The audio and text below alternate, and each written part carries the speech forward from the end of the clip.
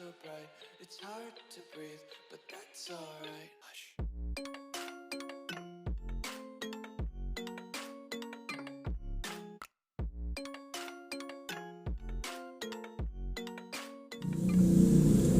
Assalamualaikum warahmatullahi wabarakatuh. Halo, perkenalkan, nama saya Rayhan Agung Wijayanto, Prodi Pendidikan Luar Biasa, kelas 22A dengan NIM 221F10042. Di sini saya akan menjelaskan materi UAS anak tunadaksa cerebral palsy atau CP. Cerebral palsy adalah gangguan neurologis pada perkembangan anak yang mempengaruhi koordinasi otot, gerak tubuh, dan keterampilan motorik seorang anak. Keterampilan motorik adalah kemampuan bergerak sesuai arahan atau koordinasi. Motorik biasanya terpengaruh adalah keterampilan motorik halus, motorik kasar, dan fungsi motorik oral.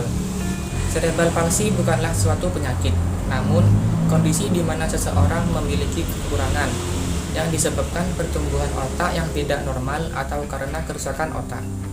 Degenerasi pada otak akan memiliki efek jangka panjang, di mana seseorang yang didiagnosa memiliki CP akan memiliki kondisi tersebut seumur hidupnya. Namun begitu, CP bukanlah gangguan yang mengancam nyawa dan disebut sebagai gangguan non-progresif. Anak dengan cerebral palsy biasa bisa hidup dengan baik hingga dewasa dengan pengecualian terhadap anak yang memiliki kasus yang parah. Setiap kasus cerebral palsy adalah unik untuk setiap orang. Seseorang mungkin memiliki kelumpuhan total dan memerlukan perawatan konstan, sementara yang lain dengan kelumpuhan parsial mungkin memiliki tremor gerakan kecil, namun hanya memerlukan sedikit bantuan. Motorik halus merupakan gerakan yang melibatkan bagian-bagian tubuh tertentu yang dilakukan oleh otot-otot kecil dengan menggunakan jari jemari tangan dan gerakan pergelangan tangan yang tepat. Motorik kasar adalah penggunaan beberapa otot besar untuk melakukan sebuah gerakan. Kemampuan lokomotor termasuk berlari, meloncat, melompat, mendorong, keterampilan manipulatif termasuk menarik dengan kedua tangan, melambungkan bola, menangkap, menendang.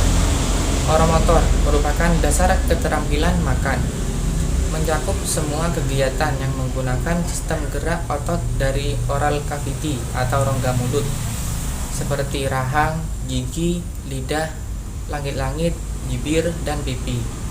Termasuk juga koordinasi gerak di antara organ-organ rongga mulut ini. Jenis cerebral palsy, CP, merupakan salah satu gangguan bawaan sejak lahir yang paling umum terjadi di masyarakat. Gangguan ini dibedakan menjadi 3 jenis, yaitu spastic cerebral palsy, menyebabkan kekakuan dan kesulitan melakukan gerakan athetoid cerebral palsy, mengarah ke gerakan tak terkendali. Ataxic cerebral palsy menyebabkan masalah dengan persepsi keseimbangan karena cerebral palsy mempengaruhi kontrol otot dan koordinasi gerak tubuh. Kadang anak dengan CP kesulitan untuk berdiri. Anak dengan cerebral palsy juga terkadang memiliki permasalahan dalam pernafasan, sulit makan dan berbicara, serta gangguan pada kandung kemih dan kontrol usus. Penyebab cerebral palsy tidak selalu diketahui. Ada banyak kasus di mana dokter tidak mengetahui apa yang menyebabkan CP terjadi pada anak. Kebanyakan penyebab cerebral palsy adalah karena kerusakan otak yang terjadi sebelum atau selama kelahiran bayi. Ada yang terjadi setelah umur 3 hingga 5 tahun, yang mana pada saat itu merupakan gangguan perkembangan anak. Kerusakan otak dapat terjadi karena banyak faktor, di antaranya infeksi, kelainan genetik, masalah kesehatan ibu, atau suatu hal yang mengganggu perkembangan otak normal. Kerusakan otak pada bayi juga dapat menyebabkan cerebral palsy. bayi yang keracunan timbal, terkena meningitis bakteri, dan beberapa sindrom bayi juga memberi andil yang menyebabkan anak memiliki cerebral palsy. Kelahiran prematur juga dapat menjadi penyebab cerebral palsy. Bayi yang beratnya kurang dari 3,3 pon atau 1.500 gram memiliki resiko lebih tinggi memiliki CP dibandingkan dengan bayi yang memiliki berat normal. Kelahiran prematur dapat memberikan resiko kelainan pada perkembangan otak bayi yang bisa menyebabkan CP terjadi pada bayi tersebut. Gejala cerebral palsy. Seseorang dengan cerebral palsy akan menunjukkan tanda-tanda gangguan fisik tertentu yang bisa kita amati. Gejala cerebral palsy adalah disfungsi gerakan yang dimiliki seseorang yang membuat kelainan pada lengan, kaki, dan bahkan wajah. Ciri fisik ini bisa diperkuat jika orang tersebut kesulitan dalam menggerakkan anggota tubuhnya, kesulitan berbicara, atau bahkan hanya untuk berdiri. CP adalah gangguan yang mempengaruhi otot dan kemampuan seseorang untuk mengendalikan otot. Oleh sebab itu, orang dengan CP biasanya akan memiliki tungkai yang kaku dan merasa sakit ketika digerakkan secara paksa. Dia juga akan memiliki badan yang bergetar dan kadang menggeliat tanpa sebab yang pasti. Seseorang dengan cerebral palsy juga memiliki permasalahan dengan keseimbangan, sehingga ia akan mengalami kesulitan saat ingin berdiri, duduk, atau kegiatan lain yang membutuhkan keseimbangan tubuh. Apabila seseorang sudah pada tahap komplikasi, orang atau anak dengan cerebral palsy akan mengalami gangguan intelektual, kejang, gangguan pendengaran, dan penglihatan. Klasifikasi CP menurut Baldwin, cerebral palsy dapat dibedakan sebagai berikut: spasticity, atetosis, ataksia, rigidity. Penyebab CP: 1. Sebelum kelahiran pendarahan, waktu kehamilan, keguguran yang sering dialami ibu, kelahiran prematur. 2. Saat kelahiran, penggunaan alat-alat pada waktu proses kelahiran, penggunaan obat bius pada proses kelahiran. 3. Setelah kelahiran, penyakit tuberkulosis, radang selaput otak, radang otak. Cerebral palsy pada anak. Anak-anak dengan cerebral palsy memiliki berbagai tingkat kecacatan fisik. Beberapa anak hanya memiliki gangguan ringan, sementara yang lain memiliki kasus berat. Kasus ini tergantung pada separah apakah kerusakan otak pada anak tersebut. Kerusakan otak yang menyebabkan cerebral palsy pada anak juga dapat mempengaruhi fungsi otak lainnya dan menyebabkan masalah medis lainnya seperti gangguan mata atau resiko kebutaan, gangguan pendengaran, gastroesophageal reflux atau sering meludah, kesulitan untuk bicara, drooling atau ngeces, kerusakan gigi, gangguan tidur, osteoporosis tulang rapuh, masalah perilaku kejang, memiliki permasalahan komunikasi seperti mendengar dan berbicara, dan cacat intelektual banyak ditemukan pada anak dengan cerebral palsy. Cerebral palsy pada anak juga mengakibatkan anak membutuhkan kawat gigi atau kursi roda untuk mendukung aktivitas mereka.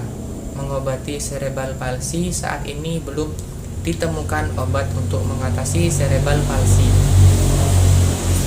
Pengobatan cerebral palsy dapat dilakukan dengan terapi dan bantuan peralatan khusus, tetapi dapat memberikan bantuan dan meningkatkan kualitas hidup bagi mereka yang memiliki cerebral palsy.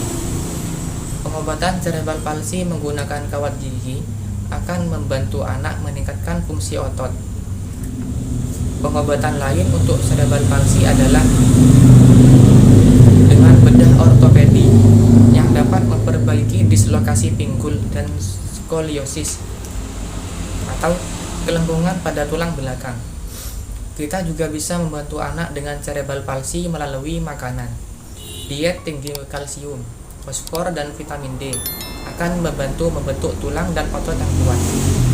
Memastikan anak-anak memiliki nutrisi yang tepat akan membantu mereka memperoleh tenaga dalam menjalani hidup sehari-hari. Apabila tingkat CP-nya parah, mungkin perlu mendapatkan tim profesional untuk terus memantau perkembangan anak.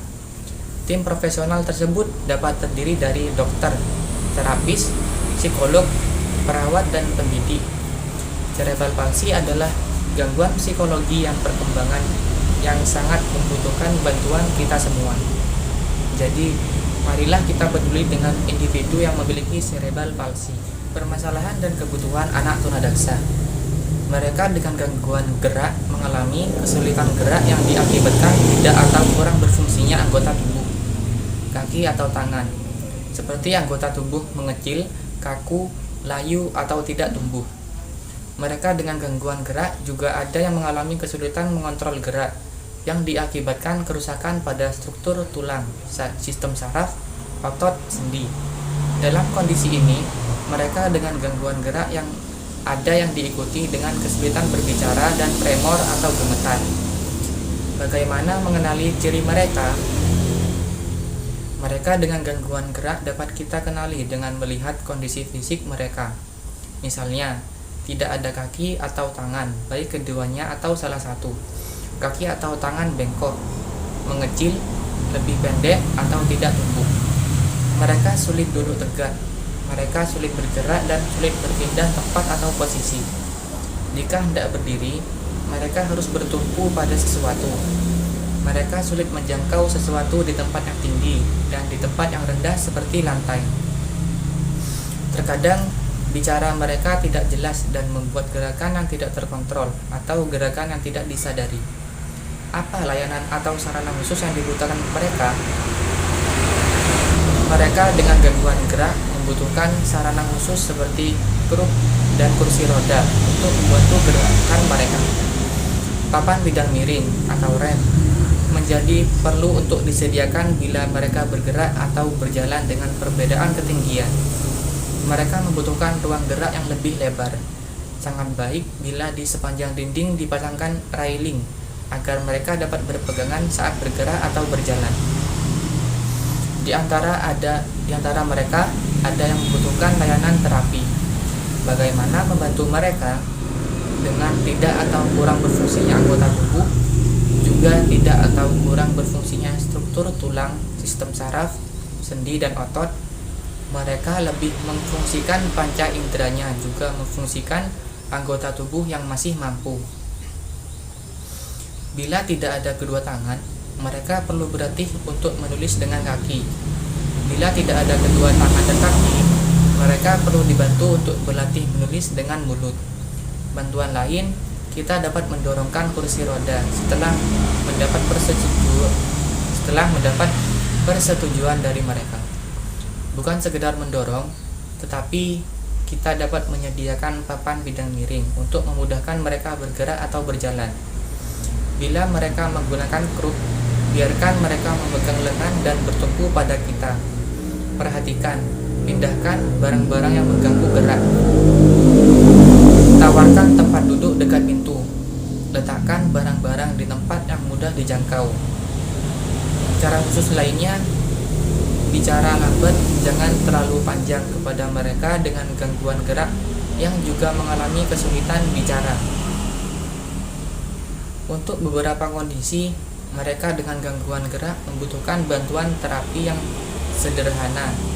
Kita dapat membantu memperkuat otot mereka dengan meminta mereka meremas-remas malam atau lilin mainan, atau langsung berlatih kegiatan fungsional seperti makan sendiri dengan sendok. Sejarah atau histori pendidikan anak tunadaksa. Anak dengan gangguan motorik atau biasa disebut dengan istilah anak tunadaksa erat hubungannya dengan anak cacat yang tidak berguna.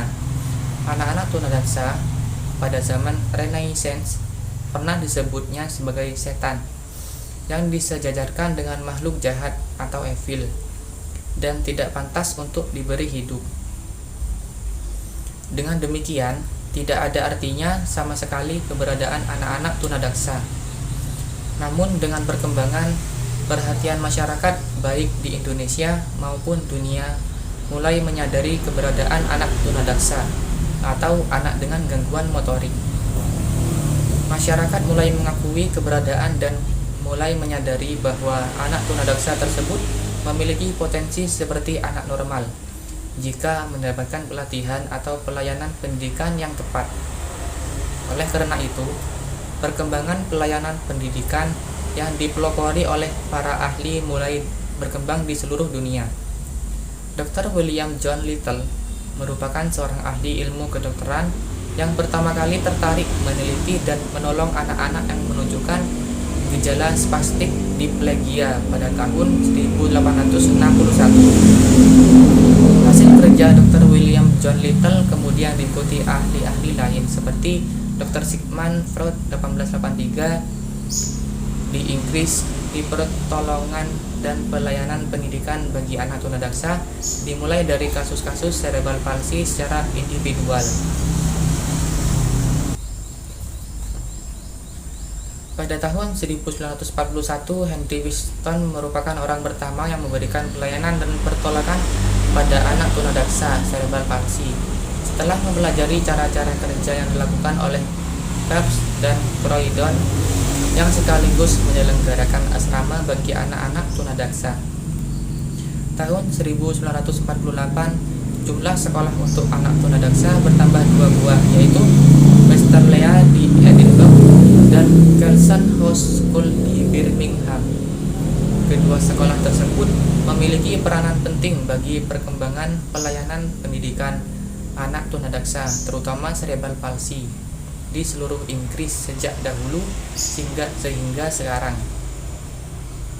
Perhatian masyarakat di seluruh dunia dengan anak luar biasa semakin mempercepat laju perkembangan pertolongan dan pelayanan pendidikan bagi anak tunadaksa. Cepat laju perkembangan tersebut juga terjadi di Indonesia.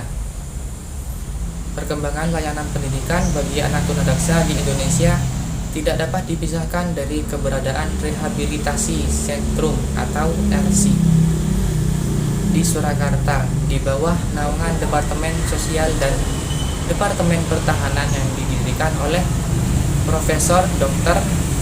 Suharso tahun 1946 yang kini bernama Panti Sasana Binadaksa dan terletak di belakang Rumah Sakit Muwardi Surakarta.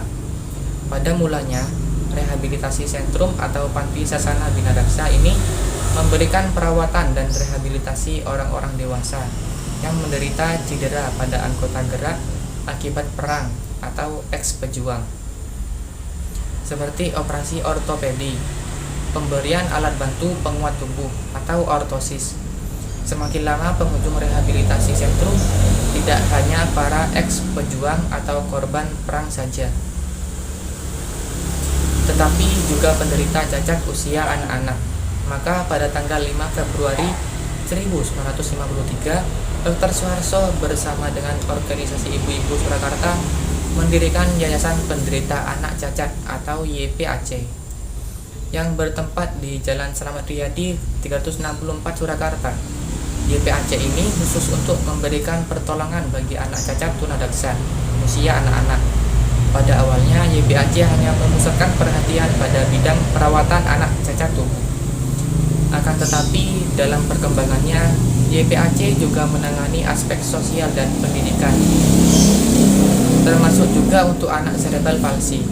YPAC yang berlokasi di Surakarta akhirnya membuka cabang di beberapa kota di Indonesia, seperti Surabaya, Bandung, Semarang, dan Jakarta. Pada mulanya, YPAC yang berlokasi di Surakarta berstatus sebagai kantor pusat. Namun, setelah kantor pusat YPAC dipindahkan di Jakarta, YPAC Surakarta berstatus menjadi cabang. Unit pendidikan yang dikelola YPAC sebenarnya tidak hanya anak-anak cerebral palsy, melainkan juga anak-anak cacat fisik lain seperti polio, muscle dystrophy, congenital anomali, dan lainnya. Menurut kurikulum SLB PERD tahun 1977 dan kurikulum SLBD yang disempurnakan tahun 1984, lembaga pendidikan yang khusus mendidik anak-anak tunadaksa atau sekolah luar biasa bagian D terdiri atas 2 unit, yaitu SLBD unit polio dan SLBD 1 unit cerebral palsy. Perkembangan terakhir menurut Surat Keputusan Menteri Pendidikan dan Kebudayaan Republik Indonesia nomor 0126/U/1964 tentang kurikulum PLB 1964, maka satuan pendidikan yang menyelenggarakan pendidikan bagi anak cerebral palsy termasuk PLB jenis kelainan ganda. Demikian materi anak disabilitas tunadaksa cerebral palsy yang dapat saya sampaikan. Kurang lebihnya mohon maaf, saya juga masih menimba ilmu. Terima kasih, semoga bermanfaat. Wassalamualaikum warahmatullahi wabarakatuh. Jangan lupa like and subscribe ya.